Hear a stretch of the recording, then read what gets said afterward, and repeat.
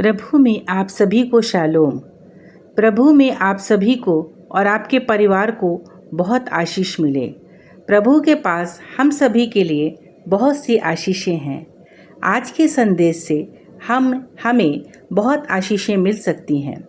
आज का संदेश जो लिया गया है उसका टॉपिक है हम अपनी आशीषें कैसे बढ़ाएं।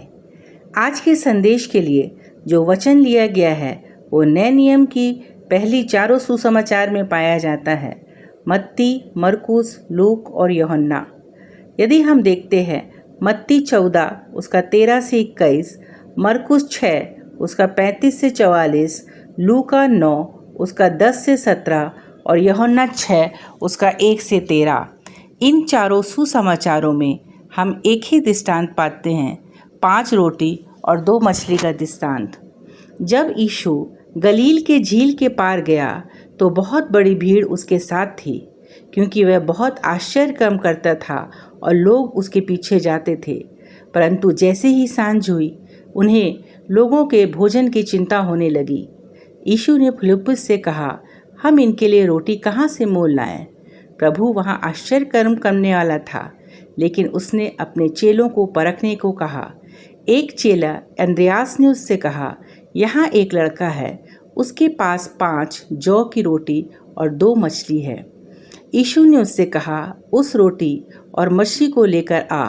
और उसने उस रोटी और मछली को लेकर आशीष मांगी और लोगों को बांटा। प्रभु का धन्यवाद हो। उस 5 रोटी और 2 मछली से 5000 पुरुषों को खिलाया गया और 12 टोकनी रोटियां बच गई। यही वो आशीष है जो कि उस थोड़े से ज़्यादा बनी। प्रभु चाहता तो पहले से ही वो उस खाने का चमत्कार कर सकता था, परंतु वह प्रभु उस थोड़े को बहुत बनाकर आशीष देना चाहता था। मित्रों, आज हमें प्रभु ने बहुत कुछ दिया है। हमें उनमें से थोड़ा अपने प्रभु को और अपने ज़रूरतमंद लोगों को भी देना है, और प्रभु हमें उस थोड़े में से बहुत आशीष देगा। लूका 6:38 में लिखा है, दिया करो तो तुम्हें भी दिया जाएगा।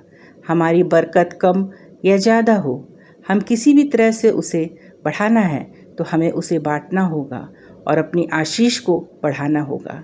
परमेश्वर आप सबों को आशीष दे। आइए हम प्रार्थना करें। अनुग्रहकारी दयालु परमेश्वर, हम तुझे इस समय के लिए धन्यवाद देते हैं प्रभु। इन वचनों के लिए धन्यवाद देते हैं जो वचन हमें बताते हैं कि हम अपनी आशीषों को कैसे बढ़ा सकते हैं।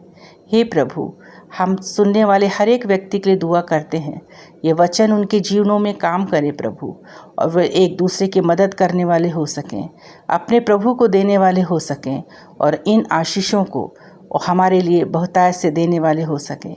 हर एक सुनने वाले भाई बहनों को आशीष दे प्रभु। तूने हमारी प्रार्थना सुनी है, इसलिए हम तुझे धन्यवाद देते हैं। यदि इन वचनों से आपको आशीष मिलती है तो आप उन्हें शेयर करें, लाइक करें और सब्सक्राइब का बटन दबाएं। आमीन। Thank you.